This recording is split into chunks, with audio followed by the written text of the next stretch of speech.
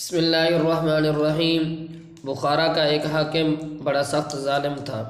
ایک دن وہ اپنی سواری پر چلا جا رہا تھا۔ راستہ میں ایک کتے پر نظر پڑی جس کو خارش ہو رہی تھی اور سردی نے اس کو بہت ستا رکھا تھا۔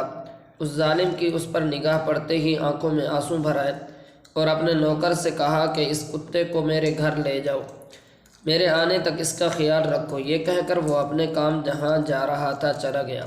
جب واپس آیا تو اس کتے کو منگوایا اور گھر کے ایک کونے میں اس کو باندھ دیا۔ اس کے سامنے ٹکڑا ڈالا، پانی رکھوایا اور اس کے بدن پر تیل ملوا کر کپڑے کی جھول اس پر لوا دی۔ اس کے قریب آگ رکھوائی تاکہ اس کی گرمی سے اس پر سے سردی کا اثر زائل ہو جائے۔